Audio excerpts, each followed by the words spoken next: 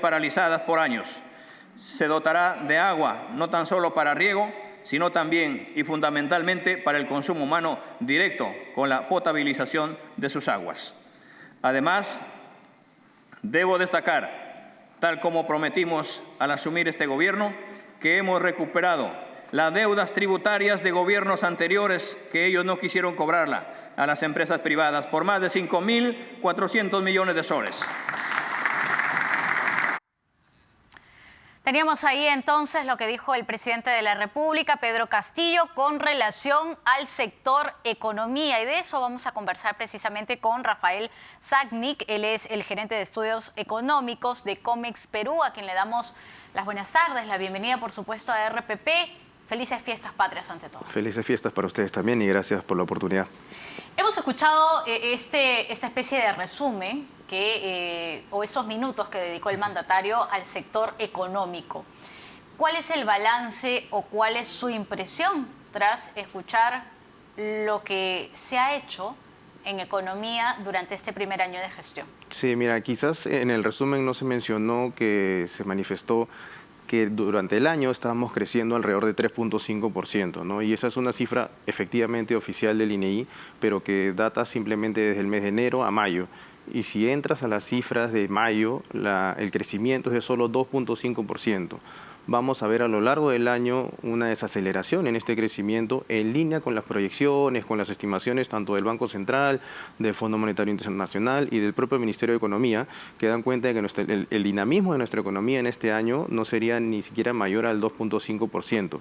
Hay otros analistas, entidades financieras, pues, ¿no?, que hablan de un 2% asociado a la continuación de estos factores externos que alteran el desempeño de todas las economías a nivel global y además el periodo del proceso electoral que vas a tener en octubre, ¿no?, a nivel de gobiernos subnacionales. ¿Que podríamos llevarlo a finalizar el año en cuánto? Finalizar el año en alrededor de 2% de su crecimiento. Y un 2% de crecimiento es muy tibio, muy tenue para efectos de lo que tú necesitas para la generación de empleo adecuado. Cada punto del PBI que no generas, estás hablando de alrededor de 3.000, 4.000 millones de dólares que no se generan en nuestra economía, ¿no? Y tenemos que tener en cuenta de que las acciones que se tienen que tomar para generar la inversión no se están dando. Una inversión que ya el Banco Central ha estimado en que no crecería, ¿no?, durante este año, que el crecimiento sería de 0%, y hablar de no inversión en nuestro país, no inversión privada. Cuando tú tienes que del total de la inversión el 80% es privada, es hablar de no empleo para esa gran masa de jóvenes que, por ejemplo, se estima en 300.000 jóvenes que salen todos los años a conseguir un empleo de calidad, ya sea con educación técnica o superior. A ese punto quería llegar, porque el mandatario también ha hablado acerca de cuánto se han incrementado los puestos de trabajo, pero no se ha hablado del sueldo, es decir, por lo tanto, de la calidad de trabajo y de vida, porque es una cadena, de estas personas. Así es, mencionó una cifra de 5.5 millones de empleo formal, ¿no? Ahora, tenemos que ser conscientes de que esa cifra es oficial del Banco Central. El Banco Central calcula, estima, agrupa lo que es el empleo formal en el sector privado y el público. Y las cifras de empleo, digamos, formal solamente de privado están muy por debajo del periodo prepandemia. Es decir, no se han recuperado los empleos formales desde la pandemia, ¿no? Y eso, naturalmente, pues se va a traducir en menor consumo, menor generación de ingresos. Y a propósito de los salarios, es evidente que en un escenario inflacionario como en el que estamos, que a la fecha ya estamos cerca del 9% acumulado en los últimos 12 meses, los salarios ya están por debajo del 12% de lo que real es. Entonces, tenemos menos dinero en el bolsillo, menos capacidad adquisitiva de todos los peruanos, y eso naturalmente afecta a los más vulnerables, que son en realidad casi 20 millones de personas. Mencionó también el cierre de brechas el presidente de Infraestructura. Ustedes hace poco emitieron un informe precisamente del cierre de brechas de infraestructura por hablar solo de una región, sí, Arequipa, hacia el sur de nuestro país. Y ahí encuentran que entre el 2011 y el 2021 la inversión pública había sido financiada en un 44% por la minería. Lo que dice hoy el mandatario nos habla de un cierre de brecha de infraestructura ¿de cuánto? ¿De una cifra tangible, real, posible? En realidad no nos han mencionado al respecto de cuáles son esas acciones que se van a tomar para el cierre de brechas, que ya se ha calculado en más de 360.000 millones de soles desde el Plan Nacional de Infraestructura. Lo que desde Comex Perú hicimos hace unas semanas en Arequipa es llevar la data, la evidencia al respecto de cómo estaban cambiando los valores y las cifras socioeconómicas en el departamento asociadas a un tema de cierre de brechas.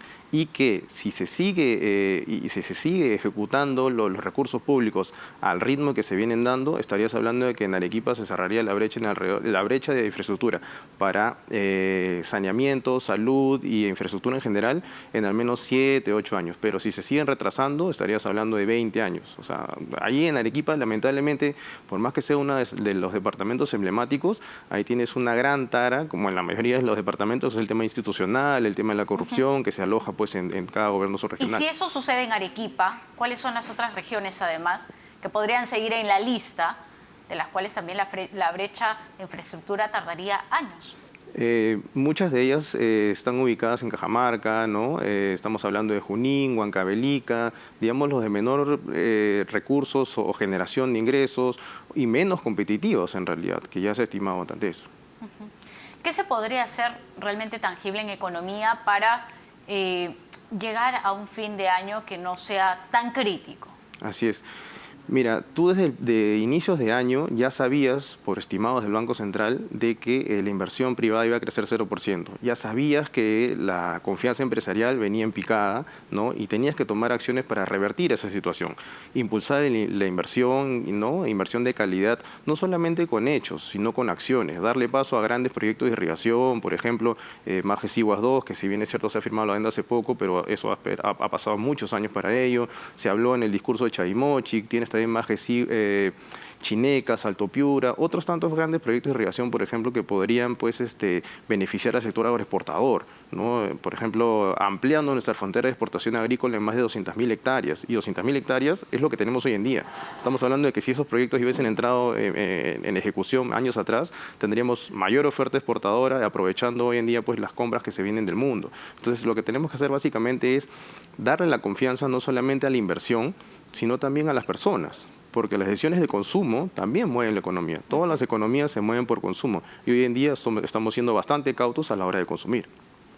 Claro, pero cuando hablamos de inversión también hablamos del hecho de que nuestra inversión se ve muy afectada, y esto lo hemos vivido ya, por los conflictos sociales. Tenemos más de 200 conflictos sociales, algunos que están activos, otros que están estancados, por decirlo de alguna manera, otros que están en diálogo, en conversaciones, pero ¿qué tanto afecta eso también la economía de nuestro país a julio de 2022? Eso afecta muchísimo en el sentido de la inestabilidad que te genera, la predictibilidad que tú tienes en materia de inversiones. Cuando tú ves que un Estado, una nación, un gobernante, en lugar de darte la estabilidad jurídica, ¿no?, para promover las inversiones, asusan al tema del conflicto, se demoran, se empiezan más trabas, ¿no? Entonces estamos hablando de un sector como el minero, que tienes en cartera de exploración, de exploración minera alrededor de 57.000 millones de dólares, ¿no? Estás hablando de un sector que te representa alrededor del 10% de tu PBI, ¿no? O alrededor del 10% de tu PBI, y que a la fecha viene retrocediendo en la producción, en alrededor del 3%, y solo en mayo ha caído en 10%. Está cayendo nuestra producción de cobre, de oro, de plata, de zinc. Todo está cayendo en materia productiva, y eso naturalmente se va a traducir mañana más tarde en la generación de recursos que se tienen por canon, regalías, y ya se viene afectando nuestras exportaciones básicamente por el tema minero, tanto en volumen como en valor. La informalidad en nuestro país, que supera el 70%, ¿podría crecer aún más? Seguramente sí. O sea, históricamente hemos tenido una informalidad de alrededor del 70-75%. En la época de pandemia naturalmente se creció hasta casi 80%. Hoy en día está en alrededor del 76%. Lo que tú tienes que ver inclusive en que existen departamentos en los cuales la informalidad llega hasta el 90%, los más alejados naturalmente de la capital, como por ejemplo del oriente, ¿no? Y ahí es donde naturalmente no puedes aplicar ninguna política pública, porque cualquier política pública que tú quieras implementar cae en saco roto, ¿no? Muchas gracias, Rafael Sagni, por estar aquí con nosotros en RPP, gerente de estudios económicos de Comex Perú. Hemos analizado este mensaje a la nación del presidente Pedro Castillo dedicado, por supuesto, al sector económico, en donde se han dado cifras, sí, pero no se han dicho, en todo caso, cuáles van a ser los caminos para llegar a estas. Muchas gracias y felices fiestas patrias, por supuesto. Nosotros los vamos a dejar con un saludo del Ejército del Perú, precisamente a raíz de las celebraciones de 28 de julio. Lo vemos. Somos libres, seámoslo siempre. Frase que vibrante pronunciamos al rendir tributo a la amada patria. Tierra bendita.